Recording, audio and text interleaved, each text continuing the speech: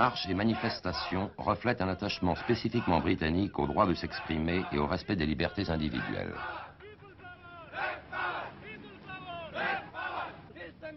La minorité pakistanaise manifeste et se rend en cortège à Downing Street pour exprimer son mécontentement.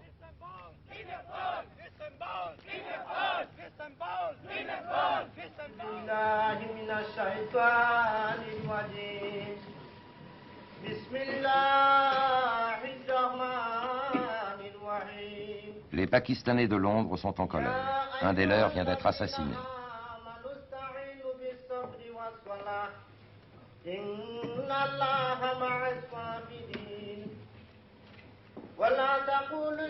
Au cours de ce meeting à Stepney, dans l'East End de Londres, frères de race et sympathisants blancs comme l'évêque de Stepney, emprisonné en Afrique du Sud pour avoir pris la défense des Noirs, se recueillent.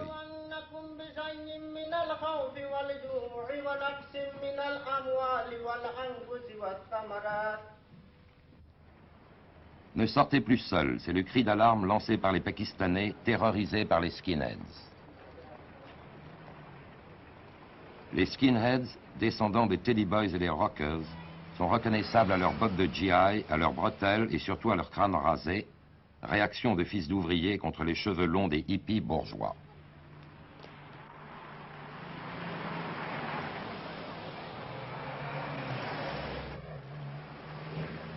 Les skinheads ont choisi comme théâtre de leurs exploits l'East End de Londres, foyer traditionnel de racisme. On y a pratiqué successivement la chasse aux Juifs, aux Polonais et aux Irlandais. Dans ce quartier misérable, en cours de démolition, les skinheads se livrent aujourd'hui au Paki bashing, c'est-à-dire à la ratonnade contre les Pakistanais. Durant les 3 derniers mois, ils ont commis une trentaine d'agressions et attaqué 15 magasins. Au cours de l'année passée, ils ont envoyé 126 Pakistanais à l'hôpital. Some skinhead people broke the window, then nobody knows that. After Pakistani people see that, this is our very big trouble, you know. That's why, yeah. Ce qu'il dit, c'est qu'il y avait des skinheads qui sont arrivés, ils ont cassé les vitres et ils ont eu des histoires avec des autres Pakistanais.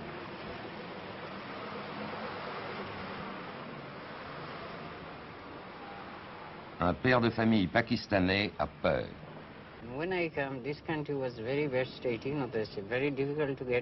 Quand je suis arrivé en Angleterre, c'était très difficile de trouver du travail à cause de la situation économique mondiale. Maintenant, j'ai une famille. Je trouve très dangereux de marcher dans la rue. J'ai peur des jeunes garçons qu'on appelle des skinheads. Quand ils nous trouvent, ils nous attaquent.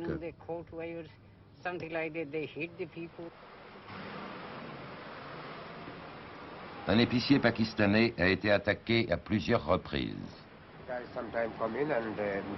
Ils viennent ici, ils cassent les vitres, ils prennent n'importe quoi sans payer.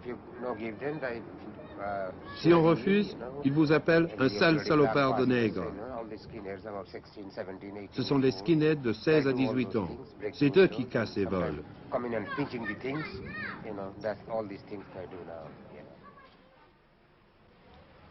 Pourquoi ces violences des skinheads?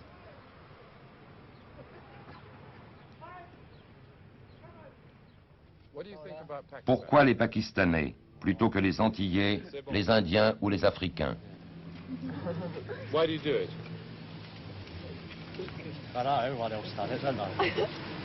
Il attaque les Pakistanais car tout le monde le fait. Do you like Pakistanis? No. Why not? Everybody else. Il y a trop de Pakistanis, ils les aiment pas. Do you do Paki bashing? Yeah. Why? Because I don't like them. Why don't you like them? Just don't, you know, they're stupid. Ils sont stupides, ils les aiment pas, ils les attaquent. What else don't you like about them? They stink of curry and all that stuff. Ils sont de curry, ils puent. Have you done ever bashed any Pakistanis? No. Never. What for? Il n'a pas attaqué, il comprend pas pourquoi. Have you ever bashed anyone? Yeah, hundreds of times. Who?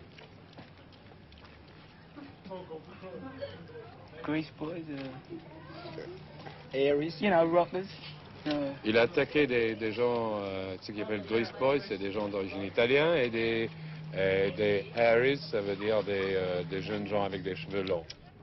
Enoch Powell, député conservateur, désavoué par son parti, propose de renvoyer les immigrants chez eux. Les actes de violence, pour lui, s'inscrivent dans le cadre du complot communiste international. Je ne crois pas que les actes illégaux, les actes de violence ont beaucoup d'importance. Seulement, si ces actes ainsi exagérés servent à base pour une agitation qui ne provient pas des colorés mêmes, des immigrants mêmes, mais de sources extérieures à notre pays, de sources de mauvaise volonté qui opèrent déjà ici en Angleterre. C'est dans ce contexte qu'on doit lire les notices sur les soi-disant skinheads et sur les attaques dans l'Est de Londres. Tout ce qui peut différencier entre les hommes appartenant à une même nation servent à base pour l'anarchie. En Irlande, c'est la religion, où nous ne voyons pas la continuation du conflit religieux de l'histoire, mais l'utilisation de cette différence dans le présent pour les buts de l'anarchie, peut-être pour les buts du communisme. Et on peut prévoir non que les formes de violence, non que les formes de conflit soient les mêmes comme en Amérique, mais qu'on aura une destruction du tissu national. 250 000 en 1952, les immigrants de couleur sont aujourd'hui 1 300 000, répartis à travers l'Angleterre, spécialement dans les centres urbains. Ici, à Southall, dans la banlieue ouest de Londres, près de l'aéroport, vivent environ 10 000 Indiens d'origine sikh. Il y a 360 000 Indiens en Grande-Bretagne.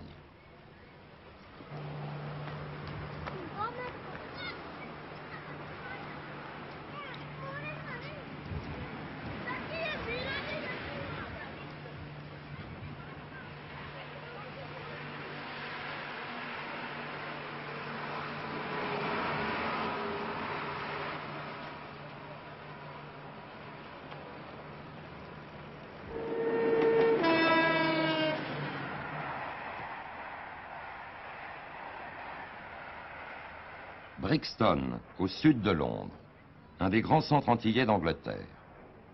Les Antillais sont les plus nombreux parmi les immigrants de couleur, plus de 400 000. Les skinheads les laissent tranquilles. Ils les craignent. Les Antillais s'adaptent mieux que les autres immigrants à la vie anglaise.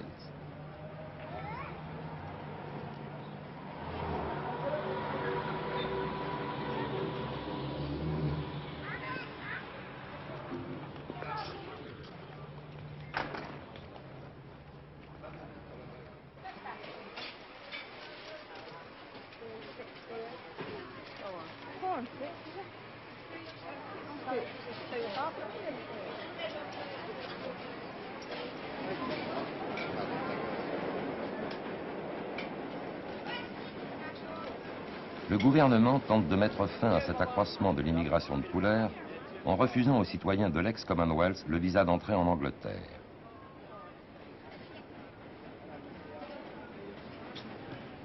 Déjà, beaucoup de Blancs vendent leur maison et déménagent. Ainsi, des rues entières n'ont plus aujourd'hui que les habitants noirs.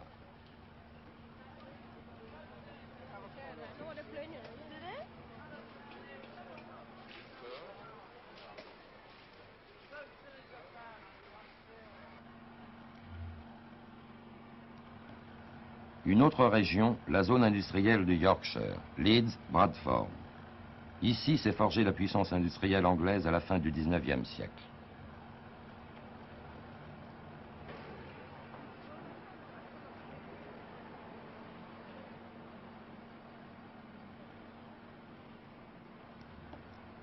de 10 à 12% de sa population est aujourd'hui pakistanaise. Pour toute l'Angleterre, on compte environ 120 000 Pakistanais.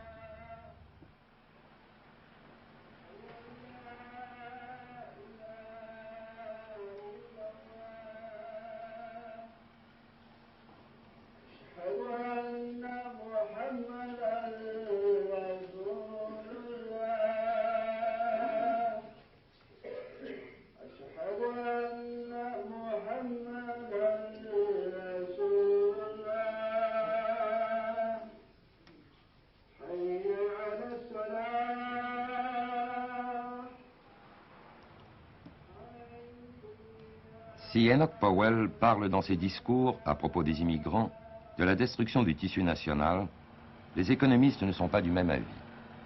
Une étude publiée par l'Institut national de recherche économique et sociale montre le rôle considérable joué par les immigrants de couleur dans la vie économique de la Grande-Bretagne, en particulier dans les services publics et dans l'industrie. Sans eux, des secteurs entiers de l'économie anglaise seraient paralysés. L'industrie textile, par exemple. Dans le Yorkshire, on compte plus de 10% de travailleurs pakistanais et indiens dans l'industrie lainière et cotonnière.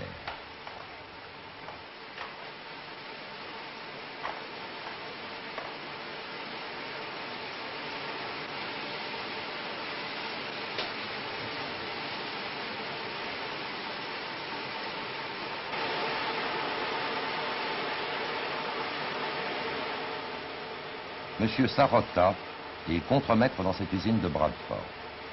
Marié, père de 2 enfants, il est installé en Angleterre depuis 6 ans.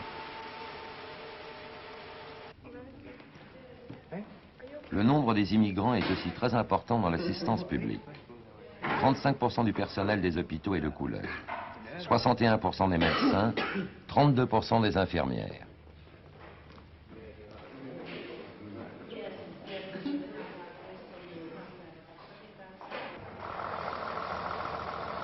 Dans les transports publics, à Londres, environ 20% du personnel est noir, d'origine antillaise. Dans le Yorkshire et la région de Birmingham, le pourcentage atteint 50%. Ici, à Stockwell, un conducteur de bus d'origine française fait équipe avec un receveur noir. Il n'y a aucune difficulté pour travailler avec les Noirs, par exemple, n'importe quelle race. Votre conducteur est un noir? Oui, c'est un noir. Il vient d'où? Il vient de Jamaïque. Et vous vous entendez bien avec Oh lui? oui. Vous êtes amis à part du très travail? amis, oui. Alors, C'est-à-dire que nous travaillons l'un avec l'autre. et vous êtes avec lui depuis combien de temps? Je suis avec lui depuis 2 ans. Alors toujours ensemble? Toujours ensemble, toujours ensemble. Dans votre vie quotidienne, est-ce que vous avez des Noirs qui habitent à côté de vous? Oh oui. Vous habitez où? Moi j'habite au Play Road, Ah oui? à Brixton. C'est Brixton. Alors Yes, il y en a oui. beaucoup là. Oh oui. Et vous vous entendez bien avec eux? Oh, la majeure partie, oui. Bonne relation de travail entre blancs et noirs, mais c'est à l'école que se prépare l'avenir des relations raciales. Dans cette école communale de Brixton, 70% des enfants sont de couleur.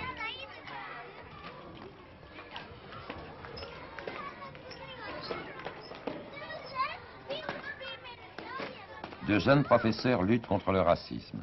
Miss Evans, institutrice, 20 ans, estime que les discours d'Enoch Powell ont empoisonné les relations raciales. Je crois que ça fait pire, beaucoup.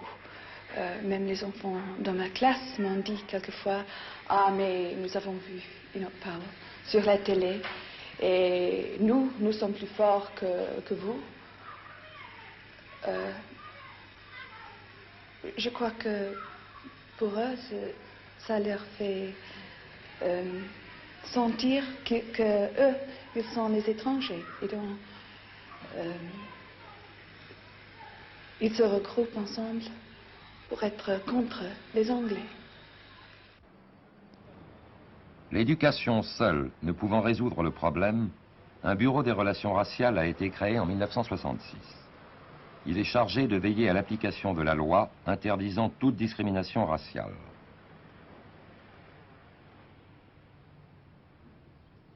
Il emploie des délégués à la conciliation, mi-assistants sociaux, mi-enquêteurs.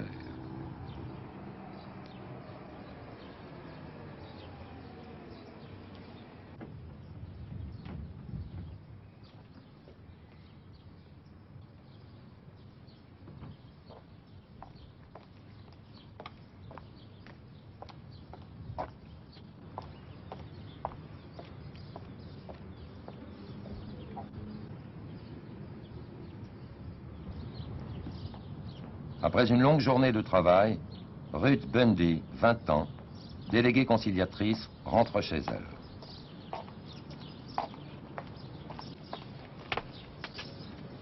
Pour quelle raison a-t-elle choisi ce métier? Plusieurs raisons, mais je crois que la première, c'était que je passais 3 mois à Kenya l'année dernière.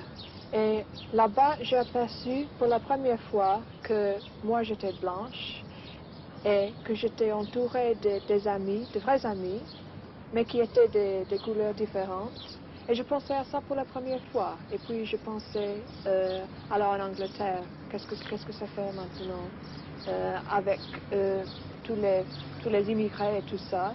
Et quand je suis revenue, j'ai cherché un métier qui s'agit de la relation entre les races.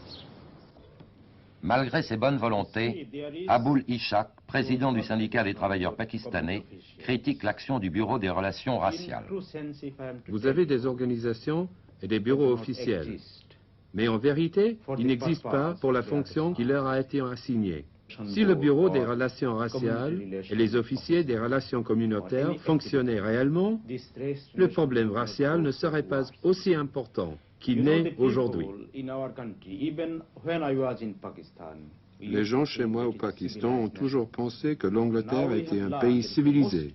Mais maintenant, nous découvrons que c'est le pays le moins civilisé du monde, où un homme innocent ne peut pas rentrer de son travail sans risquer pour sa vie.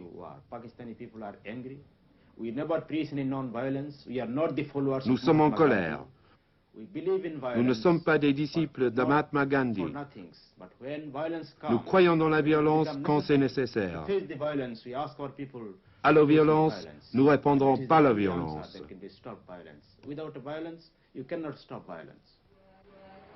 Des deux côtés, la violence. Au milieu, étouffer quelques bonnes volontés.